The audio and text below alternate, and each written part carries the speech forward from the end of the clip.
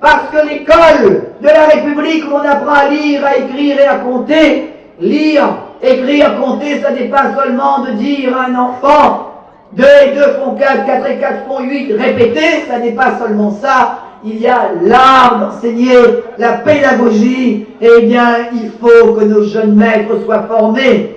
Et je le dis tout le temps, il y a un notaire qui dans mon bureau possède un peu de papier qui dit à moi comme ça, Madame Bello, voyez-vous, j'ai un enfant qui a un professeur, c'est un professeur agrégé. L'agrégation c'est le plus haut diplôme. Et le maman, il ne comprend pas du tout ce que le maître est en train de raconter. Et donc c'est cela qui est grave.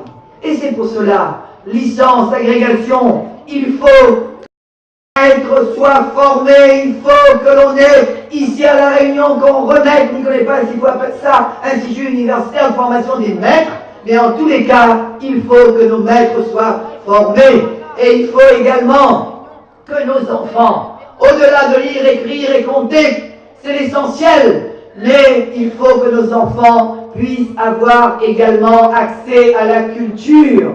Qui ça créole, qui ça moun la rivière, qui ça réunionnais, il n'aime pas la musique. Tout le monde aime la musique. Mais il faudrait que l'on apprenne la musique. Il faudrait à lire la musique, à composer. Parce que là, il joue à l'oreille. C'est comme un bon peu de créole, il joue le tulaire là avec sur l'accordéon et il joue à l'oreille. Eh bien, l'enfant, il doit être possible que des cours de musique, que l'art soit enseigné à l'école, et pour cela, il faut également que nous ayons des professeurs. Je le dis tous les soirs, Mozart avait de la chance, son papa était professeur de musique, et il était un génie, c'est un génie. Picasso il avait de la chance aussi à son tour, son papa était professeur de dessin. Nous, nos enfants, sortis de l'école maternelle, ils ne dessinent plus, ils ne chantent plus, et apprendre à jouer d'un instrument. À Saint-Paul, là-bas, nous avons acheté des instruments mais pas en nombre suffisant. Et voyez comment il y a des étoiles dans les yeux des enfants lorsqu'ils ont avec eux un instrument de musique. Et vous savez aussi, mesdames, messieurs, que François Hollande a prévu également d'accueillir dès l'âge de 2 ans et demi les enfants à l'école maternelle dès lors qu'ils sont propres. Et ça, c'est une avancée, parce que sur le plan de l'accueil des enfants à l'école maternelle, depuis Nicolas Sarkozy, nous avons régressé. Ici même à La Rivière, sans doute, il n'y a pas 20, il n'y a pas 30 de 2 ans ici.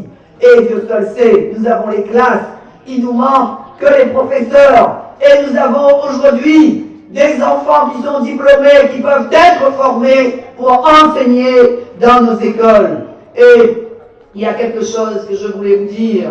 Si le savoir n'est pas une garantie de bonne conduite, il y a une chose que l'on doit savoir, c'est que l'ignorance, presque à coup sûr, est une garantie de mauvaise conduite. Ça, c'est naturel, ça y coule de source. Mesdames, messieurs, je suis là pour vous dire que dimanche, il est important d'aller couler un bulletin pour Jean-Jacques Blody. Voter est une liberté. Et cette liberté, aujourd'hui, elle est garantie par un isoloir. N'ayez pas peur. Marche vers la lumière. Mettre par côté, ça fait pas bon. Allez avec votre conscience droite. Quand vous allez voter, vous avez l'isoloir qui protège votre liberté de vote. L'isoloir est né il y a 100 ans. Il a fallu un combat de 25 ans pour qu'il y ait l'isoloir. Parce qu'auparavant, et même aujourd'hui encore, il y a un certain nombre de personnes qui pensent qu'ils sont des puissants et qu'ils pourraient contrôler votre vote. Eh bien, aujourd'hui, n'ayez pas peur. Allez voter. Mesdames, messieurs, il y a eu tant d'abstention. Et nous, qui sommes un peuple issu de l'esclavage, qui avons été des hommes et des femmes libres, seulement en 1848, mesdames, nous votons depuis 67 ans. Alors ne méprisons pas le droit de vote. Tant de peuples n'ont pas le droit de vote. Tant de femmes de par le monde n'ont pas le droit de vote. Nelson Mandela, ce grand homme. Il y a quelqu'un qui a dit, Nelson Mandela est le plus beau cadeau que Dieu ait fait à l'humanité. Nelson Mandela est resté 27 ans en prison parce que son peuple n'avait pas le droit de vote. Alors, nous autres Réunionnaises et Réunionnais, Riviéroises et Riviérois, ce dimanche, allons nous lever pour aller voter parce que nous sommes la force du nombre et souvent nous ignorons que nous sommes forts. Alors, ce dimanche, donnez à François Hollande une majorité à l'Assemblée nationale. Mesdames, Messieurs,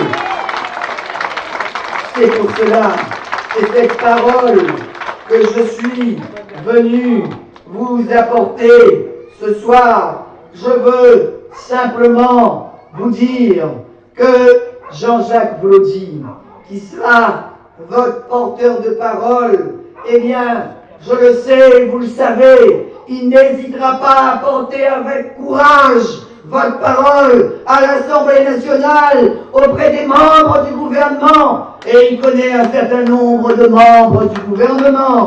Et il saura rapidement faire entendre les vrais intérêts de la Réunion. Il vous défendra tous et il défendra chacun d'entre vous. Mesdames, Messieurs, ce vote est un vote important. Dans ce vote, il s'agit de la liberté. La liberté, c'est quoi? Pour une Réunionnaise, pour un Réunionnais, la liberté, c'est le droit à l'emploi. La liberté, c'est le droit au logement. La liberté, c'est le droit à l'éducation. La liberté, c'est le droit à la santé. La liberté, c'est le droit à la culture. Alors, le dimanche 17 juin, allons faire vibrer les mots liberté, égalité,